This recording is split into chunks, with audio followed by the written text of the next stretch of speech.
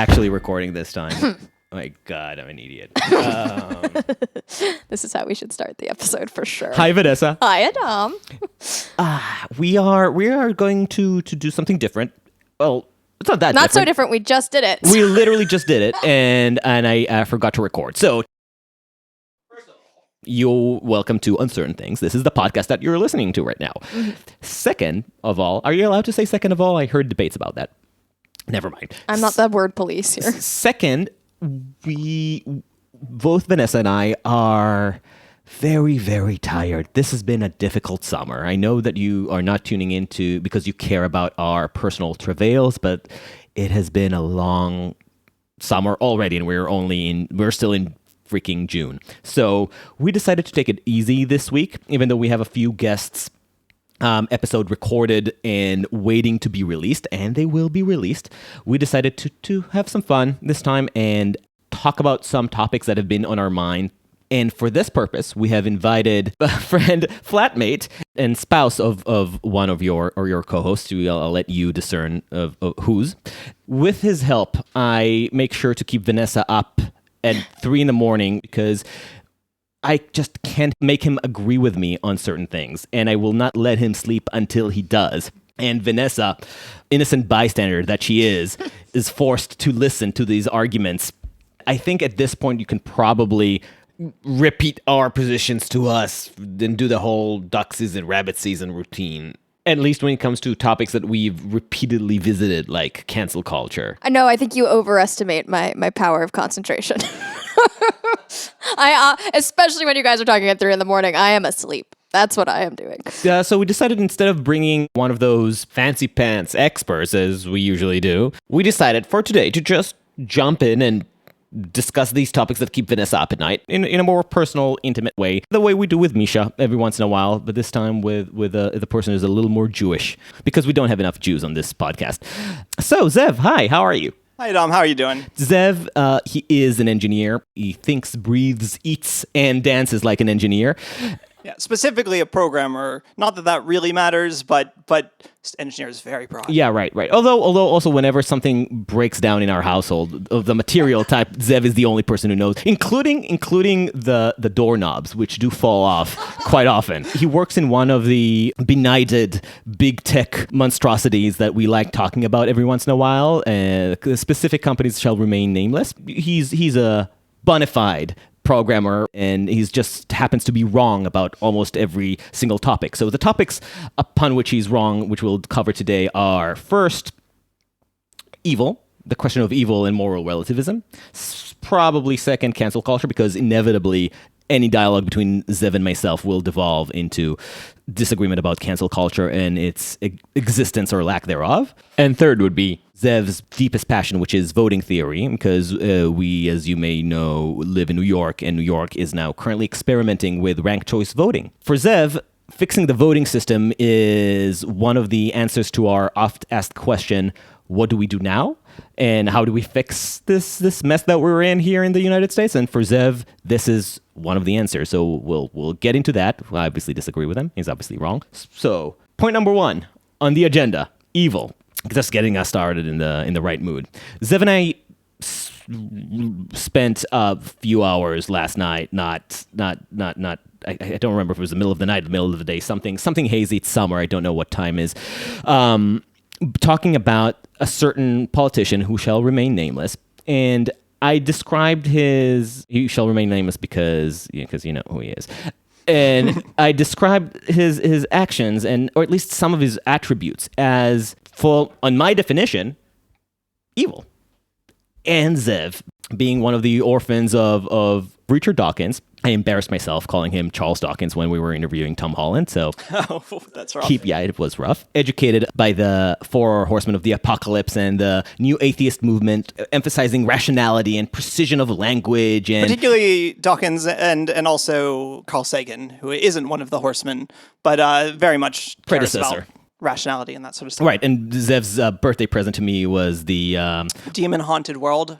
Strongly recommended book on just how to think critically and why. That sets exactly the type of engineering thinking that eschews expressions like evil, which are first imprecise and relativistic by essence, and often just too moralistic, and which makes it to the point of high passions, low accuracy, which is recipe for a disaster. All of which I agree with. However, my argument was that we shouldn't be ceding the passion and indignation that comes with expressions like good and evil, while acknowledging that ontologically, in truth, there is no such thing as a true manual for behavior. There is no objective code of ethics, but we should nonetheless, with this in mind, keep the right to criticize certain behaviors, certain actions as categorically beyond the pale, and do so with the highest form of emoted condemnation that we can come up with. And that, to me, is calling a thing evil. Disagree with me, Zev. Yeah, so here's the thing. First of all, thanks for having me on the podcast. This is going to be fun. If we don't have to record it again. Yeah. No, we'll just keep recording it forever, and it will still be fun, damn it. No.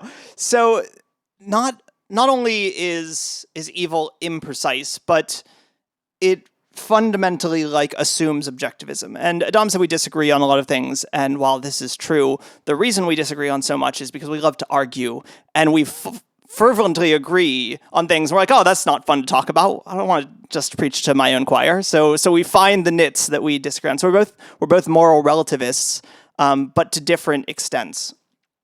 And when we talk about the word evil, in general, whenever there's a word that is ambiguous and confusing, and people start talking past each other because they're using the word to mean different things, my general go-to solution is just don't use that word at all.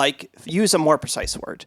So if you want to call someone evil, don't. Call them selfish, call them Machiavellian. Say that what they're doing is wrong because of X, Y, and Z. And I think you can still have just as much moral outrage and condemn that thing just as hard without using the word evil, which implies this moral objectivism, which I just fundamentally reject. So to give it more context, the unnamed politician, public figure, whose behavior I condemn as evil, isn't in himself evil, in my view, but his actions are, insofar as they stem from a total gratuitous selfishness that directly leads to cruelty.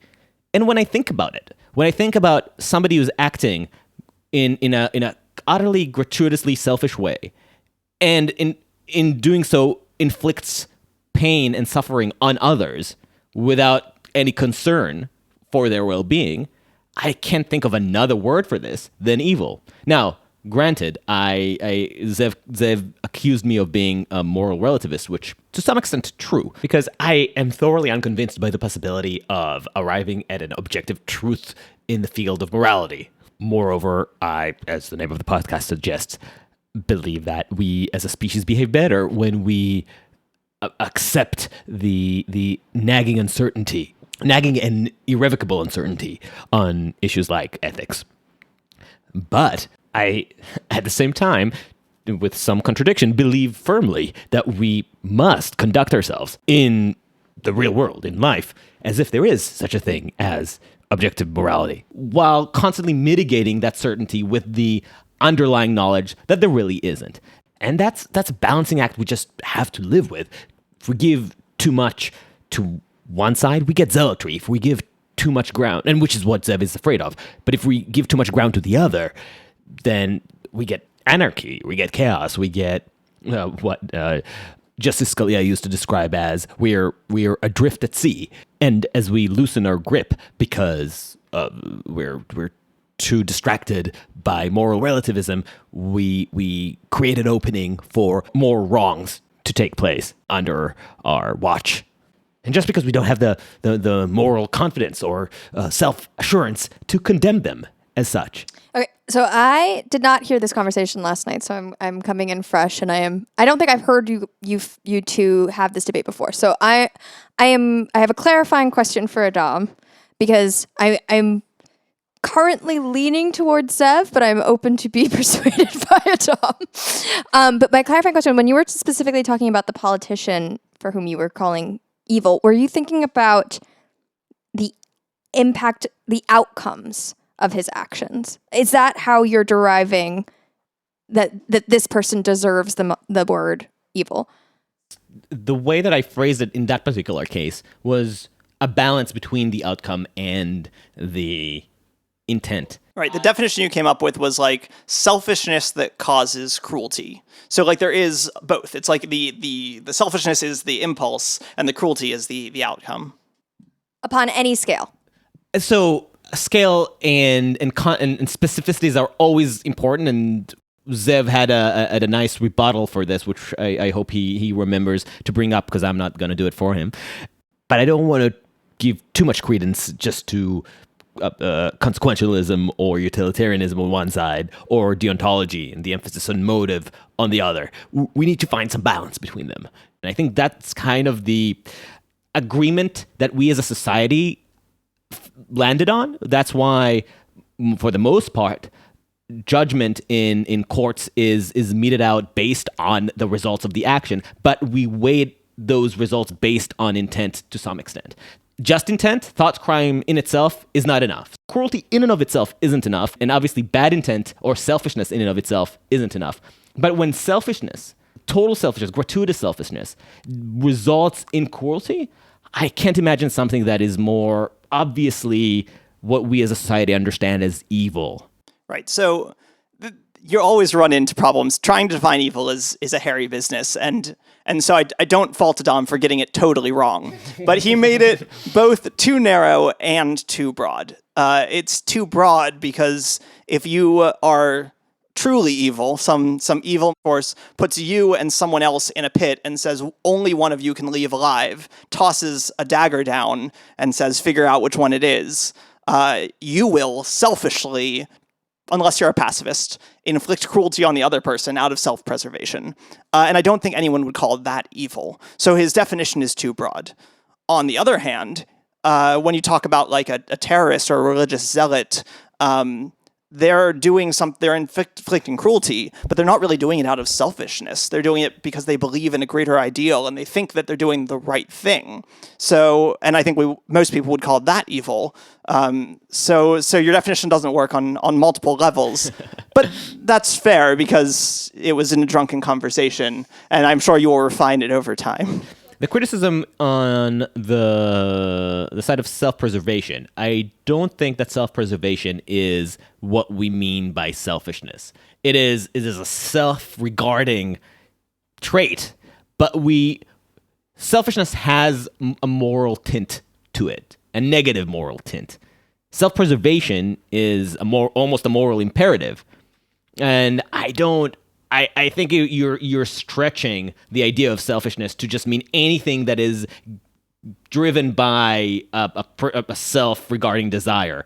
And so if you're putting then and require me to draw this explication, then fine. I will just make sure that the word selfishness, or find a different word to describe it, like egotism, if you want.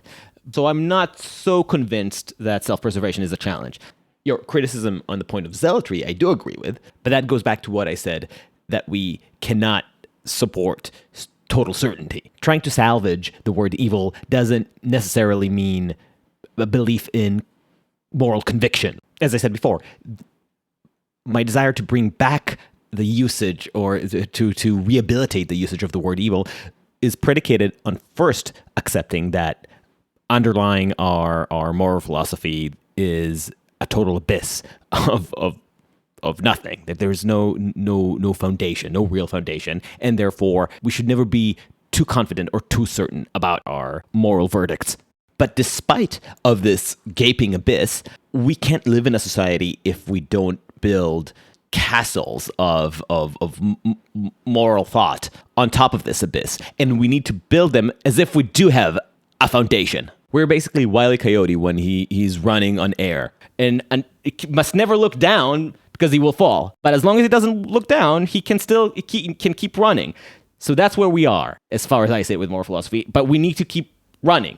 Right. It's like you fundamentally reject the idea of absolute evil, but you think that for society to keep going and fundamentally try to be objectively good, we have to pretend these things exist. And I don't know if I agree with that. Not objectively good, but yes, for society to actually survive. Those intuitions that we have about good and evil come from somewhere, whether it's through socialization or through evolution. We know that we have those instincts about what kind of behavior helps us, what kind of behavior hurts us, what kind of behavior we condemn. We have a taste for things like equality, and we have a taste for things like freedom, and we have a distaste for things like oppression and abuse and unfairness. We're pretty much hardwired to experience those judgments. I'm clearly echoing Jonathan Haidt's approach in The Righteous Mind and Paul Bloom's work, whom we've interviewed, and both of them show that we basically start our lives with some taste for justice and moral intuition, and that the tabula rasa approach is basically bunk. And if that's true, then this is something I think we should not cede only to the fundamentalists, because if we become too precious about not wanting to harness these moral urges that exist in us, and say like, no, we understand that there is no rational foundation to those feelings, we end up in the world where the zealots have more authority. They're more persuasive because they're not afraid to call on these urges, whereas we, in the society of skeptics, end up supine in this relativistic world of our own creation, unable to press against a wrong and call it authoritatively by its name. We've basically overthought ourselves out of having the moral authority to call something wrong. See, and this is just where I don't think that the word saying that is wrong doesn't have enough teeth to it. Like, maybe it doesn't have quite the rhetorical bite, but there's two things that make me nervous about evil. One is that a wrong sounds like more of a single thing that this person has done. It doesn't define their whole character. Evil, like, you could say this person did an evil thing and they're not necessarily evil, but you have to like specify that. The moment you say this person like is evil, like it's be part of their identity, then you just fall into this trap of assuming that they can't do anything good or they never will have good intentions. And I don't think that helps our political dialogue right now. Like we both care a lot about partisanship, and the moment you start talking about politicians as evil, not only does it attack the politician's identity in a way that implies that you shouldn't be able to compromise with them and that they never have good intents, but it also attacks the people who vote for them. It's one thing to vote for someone who does some stuff that's wrong, because maybe, you thought they had the right intentions and you voted for them for the right reasons. But to vote for someone who's evil, you have to either be evil yourself or to be a willing idiot. And you don't really want to ever talk about voters that way, because they're just trying to do the right thing. Okay, so you're opening a few other avenues of criticism. Practically, I agree with you. And first and foremost, if I haven't clarified yet, I don't think any person is evil. I think calling a person categorically evil is a problem. But condemning a person's actions or behavior as evil, I think that's legitimate and recommended. Especially understanding that there is nothing supernatural about this, that the evil could be committed by you and me, and we all have the capacity for it, containing multitudes as we do. Now, whether by saying that the actions of so-and-so are evil, does that render his voters or any supporter of his evil too? Maybe it does, maybe it doesn't. I don't know. But that's a second-order problem, determining what's the state of mind of a person who gets behind certain behavior or supports behavior that he doesn't necessarily actively conduct. And what would be required for us to consider the support itself as evil. But your criticism is not really about that. It's you're doubting whether it's politically advisable to be using such terminology. And in that case, probably not. Probably not, and that's why you don't often see the word used domestically, because politicians understand that it will alienate a lot of people in the margin. Right. And to be fair, I don't actually found my argument on this. I have two totally wildly different arguments. One is that it's wrong because because this word has no good definition and it's impossible to find this word. And so we're just using a word that is opening up the conversation to miscommunication. And it's ceding ground to moral objectivists and by extension, religion.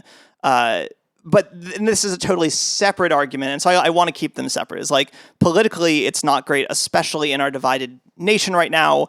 But if you're in a context where you're not a politician, you're not talking to voters, you're just talking between your friends, that argument's moot. And I don't think everyone should talk to each other like they're politicians or like they're on the campaign trail. That would be a dystopian future I don't want to live in. And I agree with everything you just said. And I think I should emphasize that the reason I believe that in reclaiming evil is to break the monopoly of the objectivists over this powerful, poignant expression. I want to establish the right of the uncertain to express moral certainty. So it's interesting because I do agree with you on a personal level. I do think that I would like, on a personal level, I would like to be able to be more clarifyingly define when I recognize bad behavior and call it as such. But when I think about public discourse, I guess I think about it in terms of practical ramifications and applications. And the only times I've heard the word evil used is often to justify very bad things, right? You usually say something's evil because you want to go to war with somebody. And so therefore the action, whether it was evil or not, is evil because you need to rally and rile up people. So I worry about using evil as a word because in public discourse specifically, because of that kind of obliteration that happens, which I think was what Zev was talking about before. That said, I'm wondering if there's an example of a time where you could use it and it would have a positive ramification. So for example, like I'm thinking nobody's really paying attention to what's happening to the Uyghurs right now. If we all started having a public discourse calling it out as evil actions by China, would that make a difference? And does that even matter to you and the way you're thinking about it, Adaam? I don't know. And from the purely utilitarian argument, will that change? Okay, so first, your first challenge, which I think is perfect, and this is exactly Zev's, I think, strongest argument, that often evil is the tool of the zealot, or the easiest way or to rally people for action, which could be good, could be bad, but it is when more you're fighting evil, all bets are off. I can't stress this enough. I don't think there is room for discussing evil without acknowledging the underlying abyss. There has to be constant moderation and constant reflection on the action. Something being evil doesn't necessarily, to me, means that we need to strive to eradicate it. That's the zealot's fallacy, is that it's the Puritanism, it's the inability to tolerate. It's not just intolerance, it's the total inability to tolerate an imperfection, an impurity, an evil. We need to accept the fact that we must live with some evils, that some evil must be tolerated. And we need to be more reflective and conscious about which evils are we fighting, and with what means, and to what extent. And most obvious of all, you can commit evils in the name of fighting evil. I mean, this is when we say the lesser evil. This is what we're talking about. All these situations where, like, literally everything you do is evil, and you just do the least evil thing you can think of. Which, in my view, reinforces my point about I don't want to cede the idea of evil to the discourse of the objectivists and the zealots. Right. So when we talk about ceding the word, though, I want to be very clear. Like, I don't want to cede the word in that I let the people who believe in objectivism then use it for whatever they want. Like, I want to make this word a word that everyone gets suspicious of. That if you say something's evil, like, you lose your audience because they realize that anyone who talks in absolutes, black and white, good and evil, probably is full of shit. And I agree that you need this pushback. You want to be suspicious. You want to be critical of the way this word is thrown about. But you have to acknowledge that this impulse to over-rationalize, over-soften our language, to over-sophisticate our moral thinking is making us dull to atrocities sometimes. And this goes back to Vanessa's point about the Uyghurs. See how easily we're ignoring atrocities around the world because our cultural conversation just allows us to relativize the harm. Well, sure, that might be bad, but the US really doesn't have the right to judge what's happening on the other side of the world. Plus, white European colonialism is worse, and therefore we have no right to even think about applying our liberal worldview on whatever is going on in China. But what's wrong with the word atrocity? Because what is atrocity? It's an evil act on a massive scale. The human engendered evil is at the root of what makes an atrocity an atrocity. Otherwise, if it were just a question of, say, scale or the scope of suffering inflicted, then what's the difference between an atrocity and a natural disaster? What makes an atrocity is the evil intent of the perpetrators. No, but see, that's the one place I'm comfortable calling something evil is when it's more separated from individual identities. When it is more like a force of nature, like a hurricane, like when we talk of Moloch. And I'm also not uncomfortable calling individual acts evil. But there's three categories. So I'm fundamentally against calling people evil, and I'm pretty okay with calling individual specific acts evil. But it's a very gray line, because the moment you call an act evil, it gets associated with the person. And then it's very easy to slip into following categories of things evil, to say killing is evil. And the moment you say things like that, you're really jumping the shark on gray areas. Yeah, and the whole point is finding that where we have this definition and accepting this definition is and will shift because there is no foundation. But that doesn't mean that we should abandon the attempt to recognize certain acts as beyond the pale. As to your point about finding it more comfortable to define things as evil when they are further removed from individual decisions, but you can always trace any state-level action to individual decisions. If you think about what's happening to the Uyghurs or the Holocaust or any large-scale massacre that you'll comfortably call evil, take that event and apply a magnifying glass, roll back the details, and you'll find you can trace every individual decision that was involved. And then you have to ask, where does the evil happen? Is evil just an illusion of perspective, like an impressionist painting? You see the dots forming a picture only from enough distance? Or can you attribute it to the process or the system or some of the individuals involved? Or is it just in the consequences? In which case, again, what's the difference between genocide and a volcanic eruption if they cause the same number of deaths? The bottom line is that the more you look, the likelier you are to realize that there is no such thing as evil, which is true, but which is exactly why we need to assert it artificially, but confidently. So I'm listening here, and I think I have an observation here that I feel like the reason why you both have these positions is a bit because of your cultural backgrounds, and I'm going to attempt to artfully segue into our next topic of conversation via this commentary, but we'll see if it works out.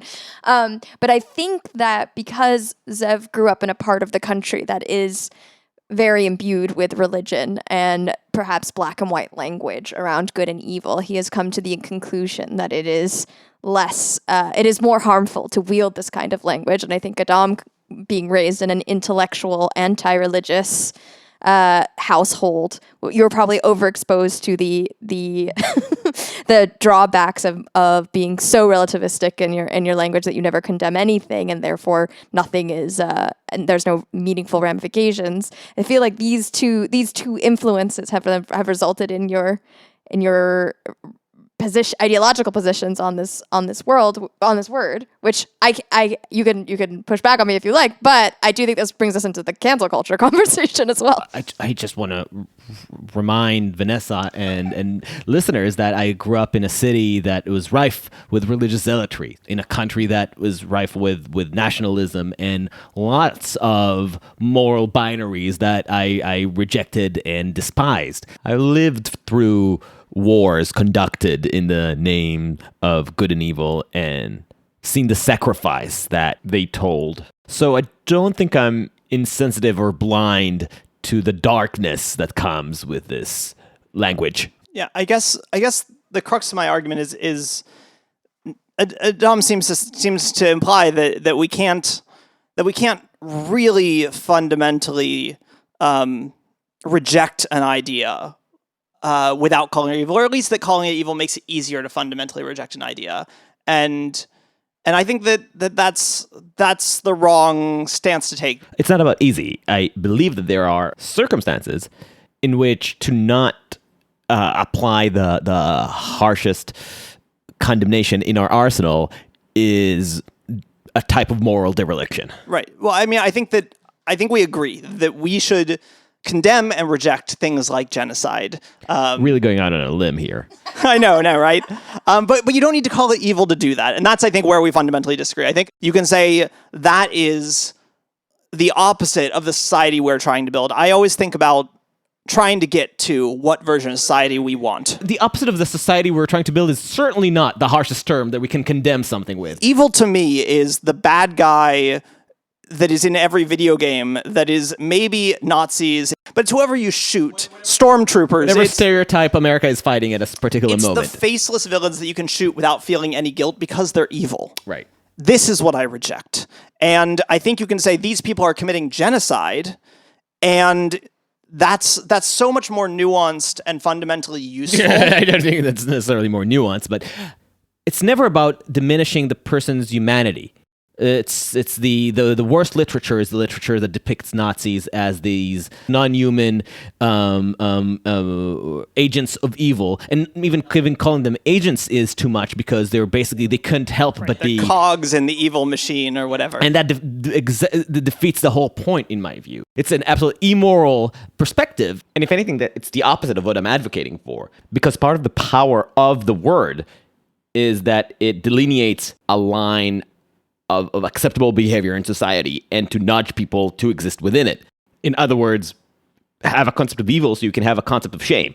The loss of shame in American politics is one of the biggest problems that we're facing. I mean, the Republican Party obviously has lost all shame, when it comes to committing to democratic values, has lost all shame when it comes to certain moral majority type Puritanism that they've pretended to care about in the past. And in itself, I think that's a good thing, but it just shows you that they have no benchmark for good behavior. And we are seeing the results of this when you have no shame.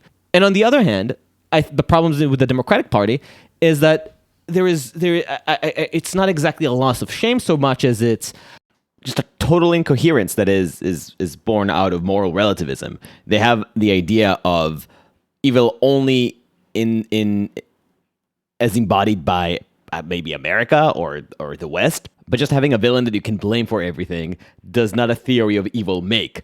And you can see the results when they're incapable of condemning Assad or what China's been doing to the Uyghurs. But don't you think that what's happening on the left right now is an over-eagerness to call out things and condemn things? Maybe they're not necessarily using the word evil to describe it, but it seems to me like this is part of the problem, that the left is so keen to just call things bad, or you shouldn't do this. This isn't right. This is not how you do X, Y, Z.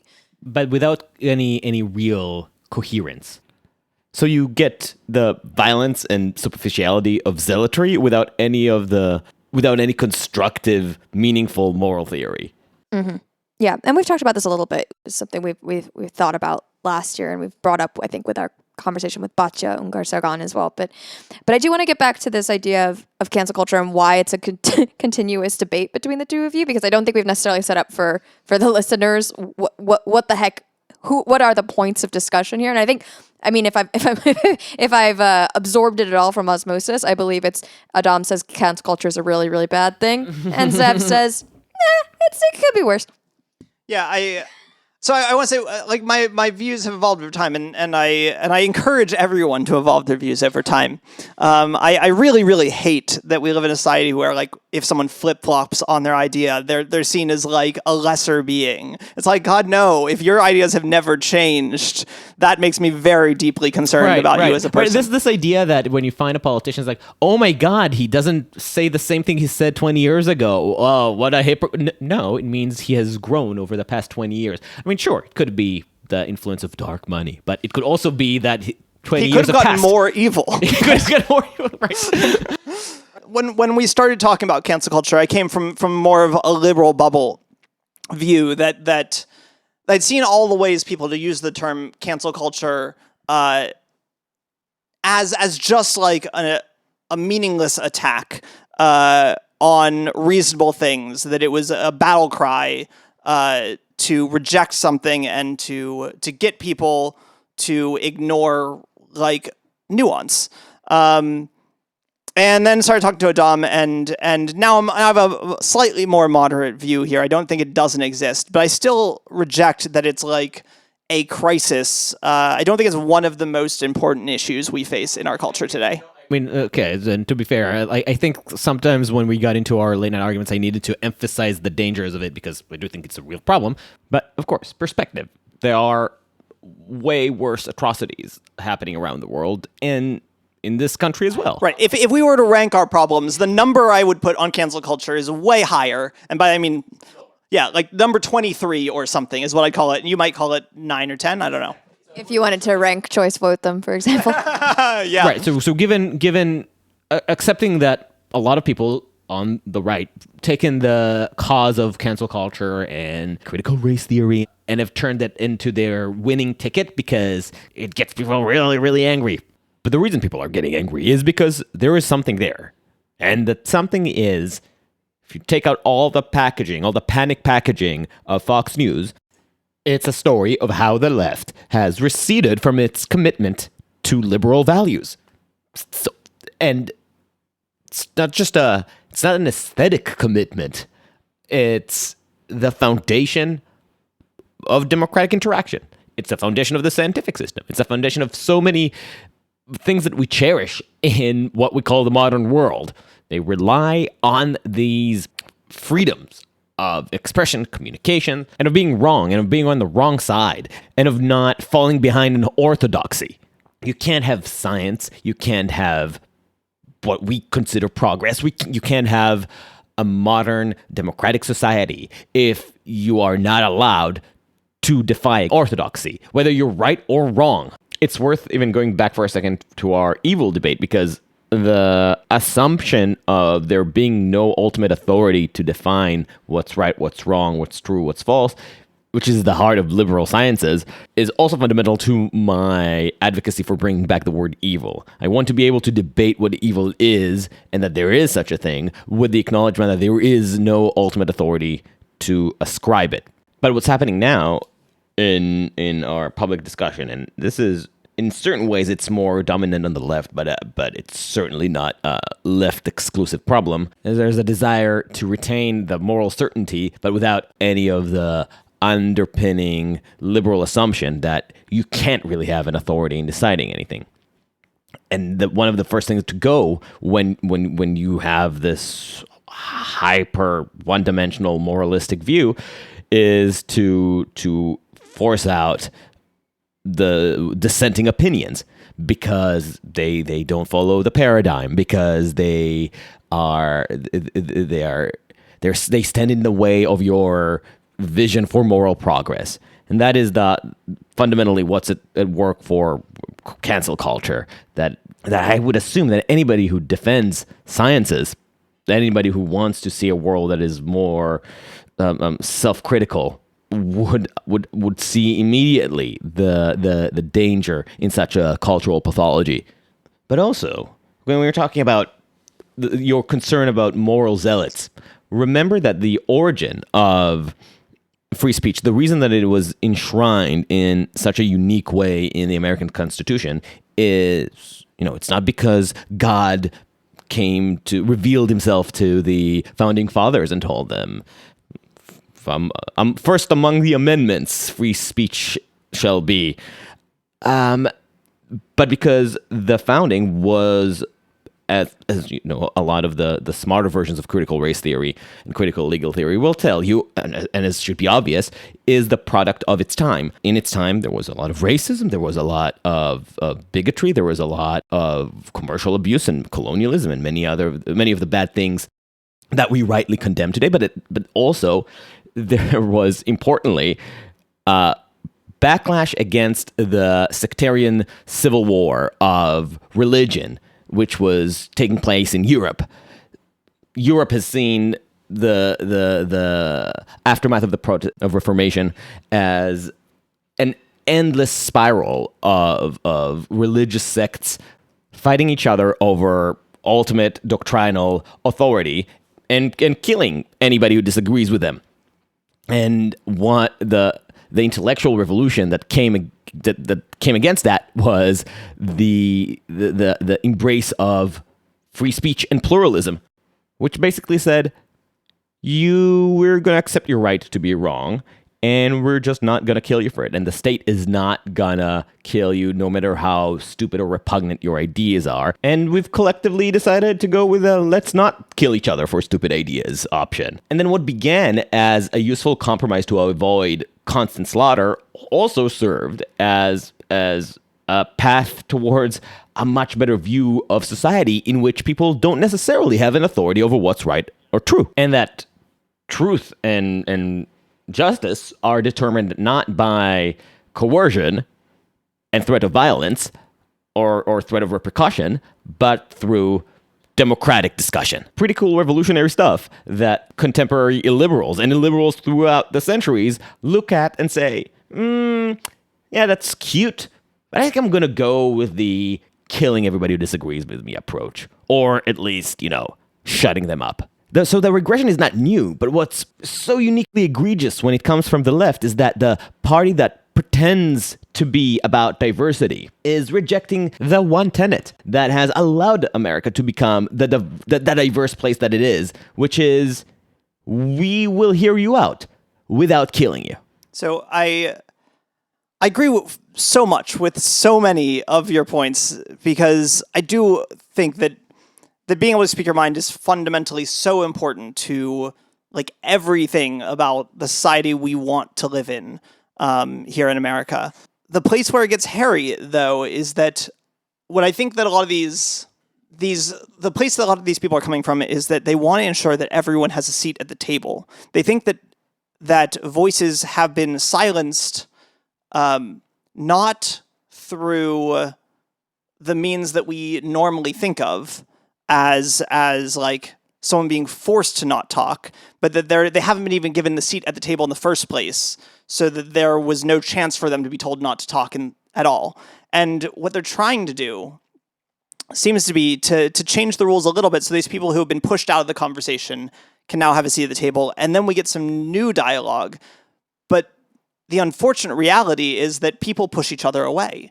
And I would love to live in a world where everyone had really thick skins, and that you could insult the crap out of someone and they would just be able to take it and then respond with rationality and eloquence. But that's not the world we live in. Your point is that because people don't have thick skins, and because obviously the people who have been at the table longer have the confidence of the dominant culture, let's call it, they can take in a stride attacks and criticisms, whereas people who have come from disadvantaged positions sometimes are more prone to be to clam up or to shut down when criticized, because they see their positions as less secure, so they think they need to be more meek and sometimes put up with things that they oughtn't.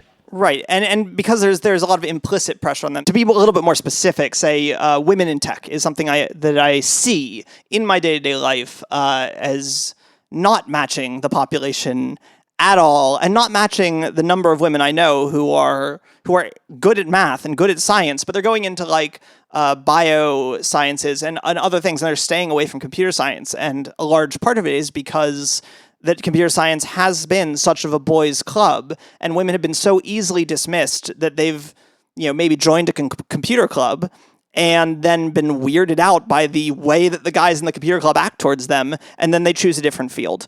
And so you kind of have to tell some of those guys in the club, listen, the way you're talking is pushing people away. It's not letting them talk. That me telling you not to do X, Y, and Z actually is making your group more liberal and not more illiberal. I do think that there is room for understanding that certain behaviors, so let's say, imagining the newsroom in the 1940s, I assume, from the tales we hear, that aside for all the incessant smoking, you were likely to encounter as a woman the occasional sexist aside, or the side grope, or the friendly butt pinch.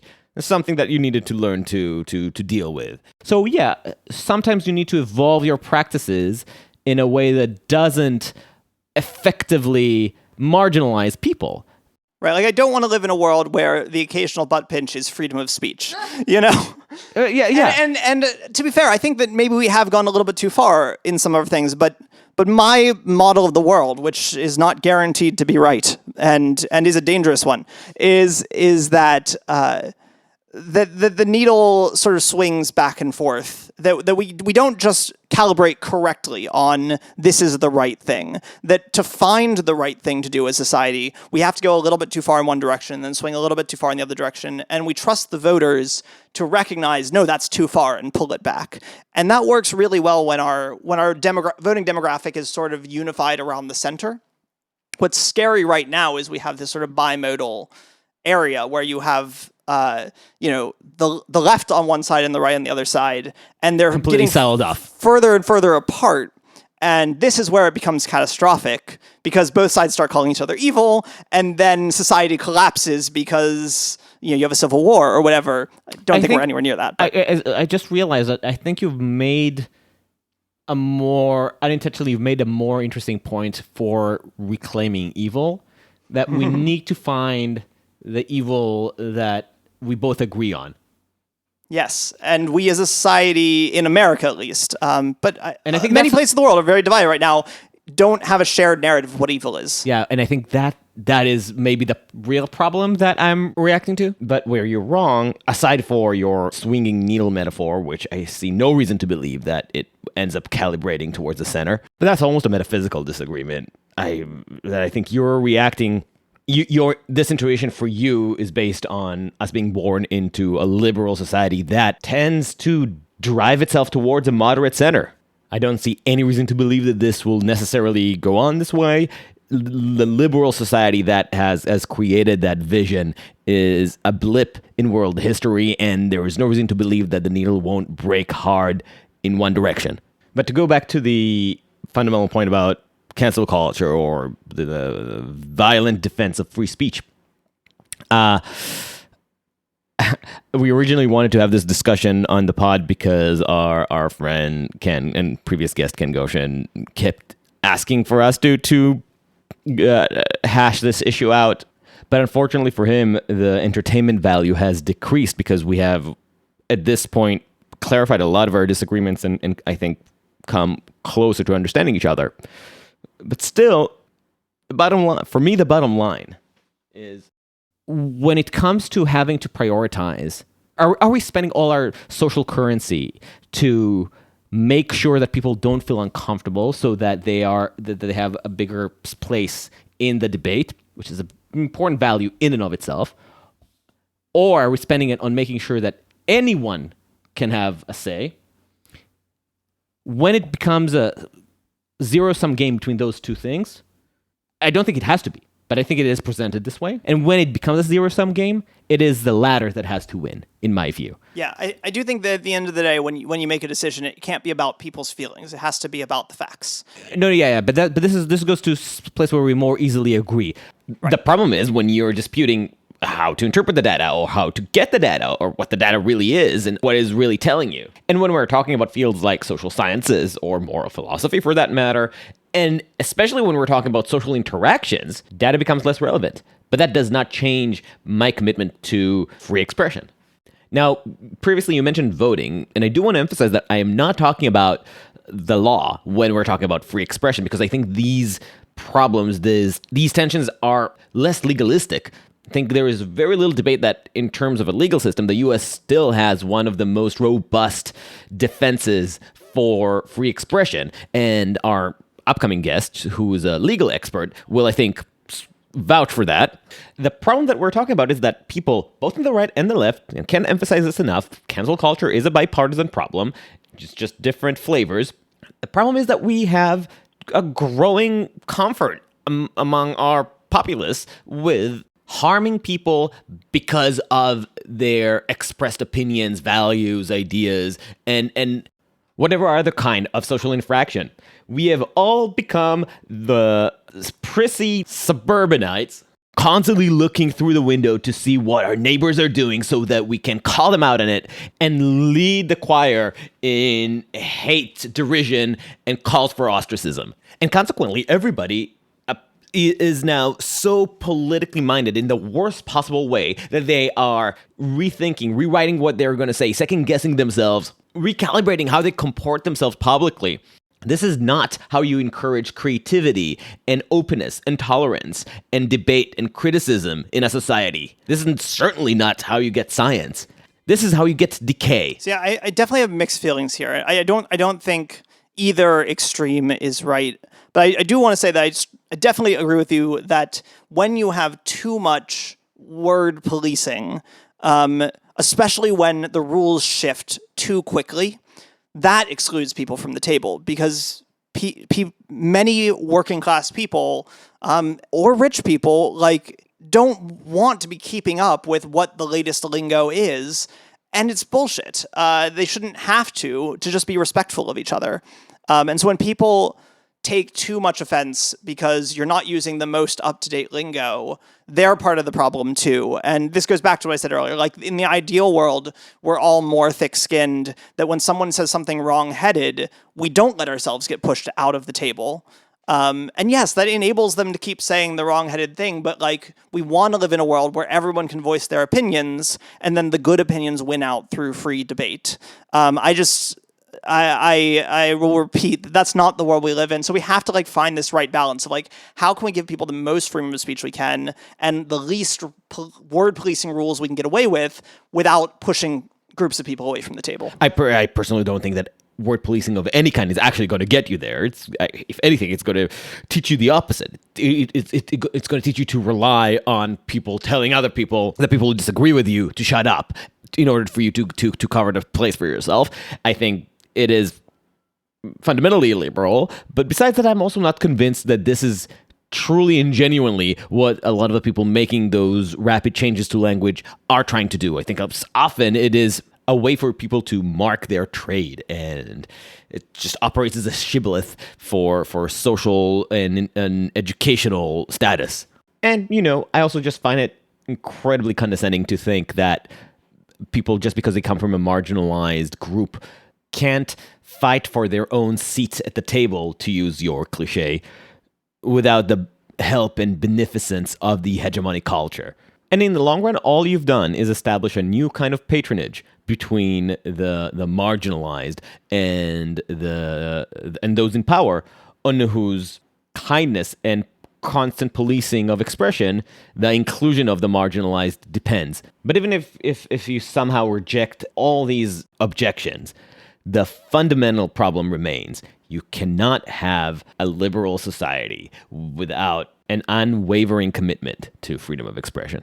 But we've spent enough time on cancel culture and evil. Let's give you a chance to end on your favorite topic, voting theory. All right, yeah. Let's get into ranked choice voting. So, Zev, would you explain to the dear listeners what is it about this concept that intrigued you so? And hopefully, in answering this question, you'll be able to define what the hell it is as well. My history here is that I co-founded a startup trying to spread the word about different ways people can vote and how much it matters, how much difference it can make in the outcome, how much more democratic it can make your society. Namely, how the way we vote, the system we use, which is called first past the post, or occasionally winner takes all, where you just vote for one person, period, is a terrible, terrible system. It's so intuitively the way you would vote for something, but when you follow it to its natural conclusion, it fundamentally guarantees a two-party system, And that's almost never democratic unless everyone in your country actually falls into two parties. In reality, in America at least, we have, well, historically we used to have roughly 30% Democrats, 30% Republicans, and 40% people who didn't identify with either party. In recent years, that's shifted a little bit, but that's still, we still have a lot of people who don't like either party, who don't want to identify with the other party. And so when we have our country being run by only these two parties, it's real bad. And the way we vote fundamentally reinforces that. And so the thing that's interesting that's happening right now is that New York City is about to have its mayoral primary election, and they're using ranked choice voting for the first time, which is a drastic improvement on the way we vote. But what is it? Why is it better? Right. So what ranked choice voting is exactly what it sounds like. Instead of picking one person, so you have three candidates, you don't just pick the one you like the most, you rank them in the order you like them. Generally, in a simple election with three people, you probably would rank all of them if you know them. But if there's like a ton of people, you just rank the ones you know in the order you like them, and then you can still just, and if you only know one person, you're like, I want them, you can just put them on, and you can vote exactly the same way you used to. It's not a scary thing. But if you know a little bit more and you're like, say, I like the Libertarian the most and then the Republican and then the Democrat, you can do that. You can still vote for the Libertarian. And in our current system, I think we all intuitively know that, or we've been told, that if you vote for the Libertarian, you're throwing your vote away. And if you're voting strategically, that is correct. But this is actually the real fundamental evil is you shouldn't have to vote strategically. You should. Yeah, I don't ascribe it to people. I ascribe it to those forces, like the Mullahs. This is a Mullah. I don't ascribe it to people either. Fair enough. The evil here is I don't get to vote for the person who I believe in. I believe in the Libertarian. I don't, sorry. I'm this hypothetical person. Believes in the Libertarian, and they don't get to vote for the Libertarian because really wanted to vote for Jill Stein. Good Lord. Because it's a waste of their vote, hypothetically, strategically, and that's really wrong. And that's why we have a country that is totally disconnected from politics, that feels like their vote doesn't matter because, as South Park wonderfully put it, they have to choose between a douche and a turd, and they don't want to vote for either one. They don't believe in either one, and then they just disengage from politics. I guess if everybody in the country if ranked choice voting were applicable for like a presidential election, and if everybody in the country put the same person as second, but yet the votes for the first person would be very, very diverse, that means we would elect the person that everybody thought was the second best choice, and this would be a more democratic result in your estimation? It would instill a lot more confidence. First of all, not necessarily would happen that way. Okay. The way that ranked choice voting works, to lay it all out, it's not that complicated, is just instead of doing one election, they run the numbers on the first place votes, and whoever has the least gets kicked out. And then whoever put them first, their vote will fall down to number 2, and then they run the election again. This is where the other name for this comes off, which is instant runoff voting. Some states have runoff elections, but they're actually 2 separate elections. Like you'll do one election with 5 candidates, and then it'll narrow down to 2 candidates, and then a month later they'll do a second election. That's like a normal runoff election. IRV, instant runoff voting, the other name for ranked choice voting, is we're doing the runoffs, but we're doing them instantly. So you keep doing these runoffs until some candidate has an absolute majority. They have more than 50% of the vote, which means that you could keep doing runoffs all the way down to get down to one candidate, but that candidate already has proven that they would win that. So I think it's actually easier to imagine that you just keep doing runoffs until there's only one candidate left. So again, just to be clear, because even though I've been talking to you about ranked choice voting, and I've been reading and hearing about this, the deal is that it keeps on eliminating the lowest winning or lowest vote earning candidate. And then people who voted for them get their vote redistributed to their second choice, right? Exactly. That's the and why this is really important is the thing called the spoiler effect. And this is really, really pronounced in American presidential elections, where you often have 2 big parties, and then you have 2 small parties, which are aligned with each of the big parties. You have the Libertarians, which align more with the Republicans, and the Green Party, which aligns more with Democrats. And so very, very often, the vast majority of people who want to vote Green Party, their second choice would be the Democrats. And the vast majority of people who want to vote Libertarian, their second choice would be the Republicans. But usually these candidates, those two minor parties don't run as a very strong candidate, and they don't siphon off a lot of votes. The problem is, if a really strong Libertarian runs or a really strong Green Party runs, then they steal votes from the party that is most like them. So let's say you have a situation where like 45% of the people vote for Democrats and 46% of the people vote for Republicans, and everyone else votes Green Party but prefers Democrats to Republicans.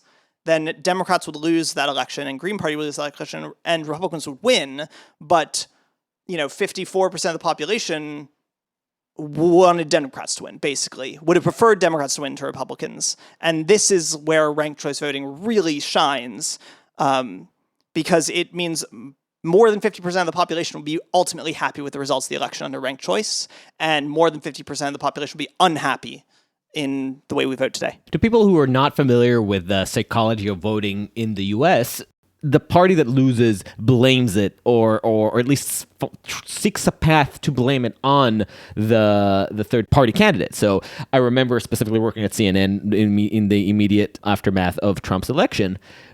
Several of the shows that I worked on I think 2 or 3 at the time, had Jill Stein on to basically ask her, don't you regret running now? Don't you regret not leaving the race because you essentially paved the path for Trump's victory? Right. If everyone who had voted for Jill Stein had voted for Hillary Clinton, she would have won the election. Exactly. So assuming that it's true that everybody who voted for Jill Stein would have voted for Hillary Clinton, which is always the assumption, in itself a foolish assumption, but it's fine. Even if you take it at face value, it just delegitimizes the right of a voter to express values that are different from the two main behemoths.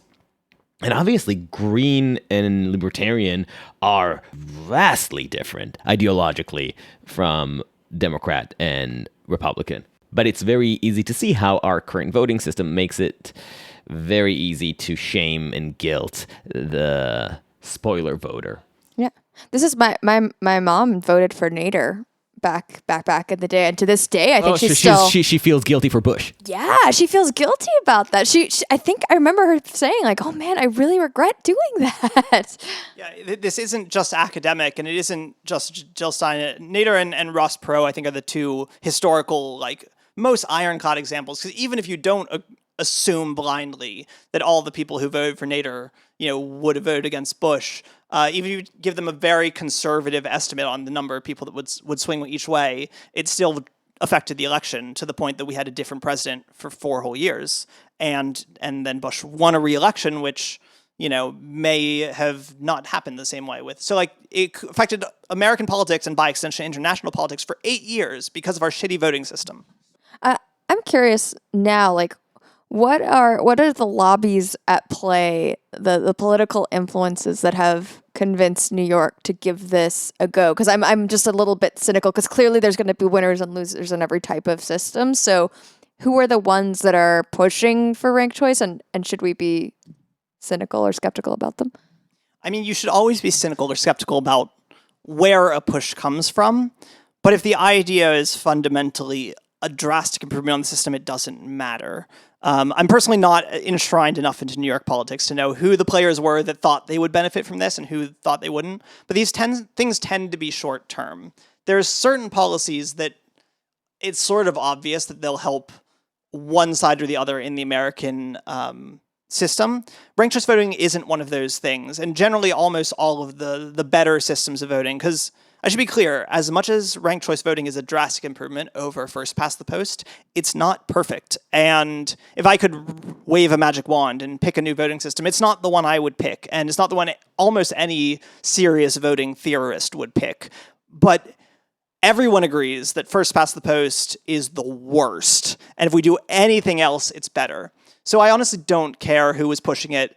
And even if they would have benefited in the short term, they probably wouldn't have benefited in the long term, because democracy benefits the people who have public support, and that just changes over time. And correct me if I'm wrong, but polling for ranked choice voting is incredibly difficult, and I don't think there's anybody.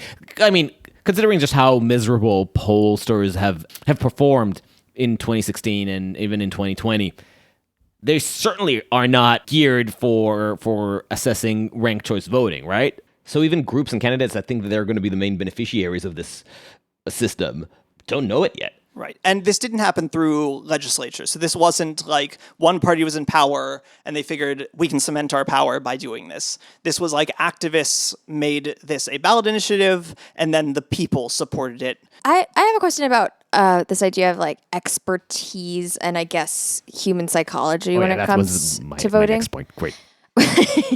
I'm just anticipating your thoughts. Well, I guess what I'm thinking, and I feel like I'm seeing this firsthand now with the mayoral vote coming up, where people are full of shit. Well, that's always in every vote situation, but I feel like I'm getting the both. I'm seeing both the positives and the negatives of this system, which is one, I can't just go do the lazy route of just being like, I can't go the lazy route of just being like, I like that one, so I'll go with that one. I, in theory, will have to like do a bit more research and stuff and learn what their positions are. And to people who are not following the New York election, we have, correct me if I'm wrong, 112 candidates right now, right? 0.4. But and then the downside of just exactly that is because you could say, oh, great, Vanessa, you're going to have to like learn some stuff and make an informed decision as opposed to what you would have done before, you ignoramus. But in reality, what's going to happen is that I'm going to decide I'm too busy to do that research and I may not even vote at all, which would be terrible. I'm still going to try, but that is a high possibility. So how do you, is this net positive in the end? So voter fatigue is a real issue, and this is why any real voting reform has to not put too much burden on voters, and it needs to be simple enough that people can understand it. Even ranked choice voting, even though it's relatively simple, especially the way you vote, just putting things in order, gets a little complicated when you try to explain how the winner is chosen. And I explained it earlier, and people do a better job. But the fact that it's not obvious, that it requires explanation at all, is like a downside. But the more important thing is voter fatigue. And this is why some systems that are objectively better on some metrics, like score voting, in my opinion, are worse. Because with score voting, you don't rank candidates, you just give them a rating. We'll say between 1 and 100, but you pick whatever scale you want. And that, to me, is super intimidating. Like, it's hard enough to pick the candidate I like the best, which is the bare minimum, which, by the way, you can do in ranked choice voting. If you have found one candidate you like and you don't know anything about the rest of them, don't feel bad. Just put one by that candidate's name and vote the way you always have. You can do that. If everyone did that, then we go back to the old world that's bad, but that you're free to do that. Don't get overwhelmed. Definitely still go vote for one person. That's better than not voting at all. But in score voting, you give everyone a score, and that to me would be way more intimidating. I would feel like I would have to do a mountain of research to do that, and I'd be way more likely to just vote for one person, which is called bullet voting. Are you kidding me? When I need to rank my favorite movies, I feel paralyzed, and I punch the person who asked me that in the face. So, like, you're telling me, like, I need to, like, rate... This is a candidate I like 6 by 60 out of 100. This is a 20. But ranking your favorite movies is very difficult because they're all so good. That's not the situation we live in with politics. No, but even if we were talking about a hate, you're uncomfortable using the word evil, but do I hate this as in like a 10% hate it, or do I 5% hate him? Like, it's just thinking about the idea of having to ascribe value to the politicians just scares the crap out of me. I would just give 100% to my favorite, and that's it. Right, and you should give 100% of your favorite. And if there's only one candidate you like, then that's how you should vote. We want people to vote honestly. This is really for people who want to vote for someone who they think doesn't have a chance of winning. So what's the benefit? Explain the benefit of that system. Why is this in theory? So first of all, I think when we started talking, Zev and I, about ranked choice voting and voting theory in general, the idea of ranked choice voting in New York was hardly a glint in Andrew Yang's eye. It was just kind of a topic that started being brought up because of the dissatisfaction with the way that 2016 shook out. I really think that without Trump and without the Jill Stein straw men, I doubt we would have seen this quick adoption of voting reform. But here we are a few years later, and one of the biggest cities in the world has adopted this system that you've been advocating for years. And instead of celebrating, you're telling us, not good enough. This is actually not a great alternative. What gives, Zev? Right. So the reason that ranked choice voting is not ideal is that it doesn't actually eliminate the spoiler effect entirely. Ranked choice voting mitigates this, but it doesn't fix it. It mitigates it in the more common cases, so it's still a drastic improvement. And the common case that it mitigates it is what we have in presidential elections, where you have two big parties and some smaller parties. Once some of your smaller parties start getting big enough that they actually compete, when you have 3 equally sized parties, or especially 4 or 5 equally sized parties, situations like maybe more like the Republican 2016 primary and potentially this primary that's coming up, then it doesn't necessarily eliminate the spoiler effect. It just causes it to trigger under different conditions. And it triggers less often, so it's still better. But there's a whole bunch of... So your answer, the reason is that it's still a problem is math. That's the reason. Yeah, it's just that to really there's a bunch of criteria in voting theory that you can come up with these hypothetical scenarios and say like, oh, in this scenario, that voting system would not do the thing that every person would intuitively expect it to do. And for first past the post, the spoiler effect is that, and it's the main thing. And the more complex your voting system gets trying to combat the problems with the simple voting systems, you get complex problems. So the 3 main problems that you get is you have a concept called the courtesan winner, you have no favorite betrayal, and later no harm. The courtesan winner is the candidate who, when you look at the polls, you would say that candidate should obviously win. And it's that if you matched up every candidate in a 2-party election, so like these 2 candidates and only these 2 ran against each other, if any one candidate would win against all the other candidates, then that's the courtesan winner. And not all good voting systems elect the courtesan winner every time. And that's a weird thing. But there's also not necessarily a courtesan winner. You can get a rock, paper, scissors situation. You can end up with a cycle where this guy would beat that guy, this guy would be that girl, and that girl would be that guy. And so there is no courtesan winner, so you still have to have tiebreakers. Your voting system is going to arbitrarily decide between one of those 3 people based on whatever it... So anyway, that's the one thing that can go wrong. The second thing, favorite betrayal, is this really weird scenario where in some voting systems, if you put your favorite candidate first, it will cause them to lose. And what you actually need to do if you want to vote strategically is put someone else first, and then that makes them knock someone out, which makes your candidate win. And then the last one is later no harm. And later no harm means that, let's say I do put my favorite person first, then anyone I put after that shouldn't hurt my favorite. The ranked choice voting fails no favorite betrayal, but score voting obviously fails later no harm. Because if I vote for one person 100, I give my favorite 100, and I give my second favorite a 90, and then all the scores are tallied, and my second favorite wins by 70. It's my 90 that made them win. And if I'd voted only 100 for my favorite and 0 for everyone else, my favorite candidate would have won. So that's later no harm. And unfortunately, almost every single voting system fails, even without ignoring courtesan winner. Almost every single one either fails no favorite betrayal or later no harm. And the very few that don't fail either of those don't necessarily elect a courtesan winner.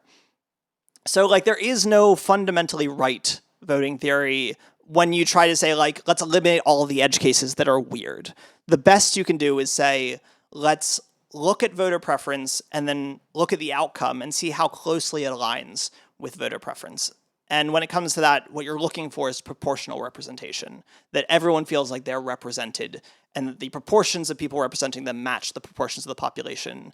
The other things you can look for are consensus candidates, and certain voting systems like approval voting, which is a really great system, tends to elect consensus candidates, and that tends to make everyone happy.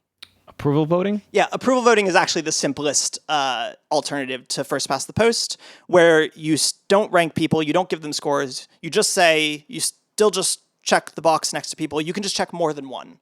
In my programming... So it's just a binary approve, disapprove?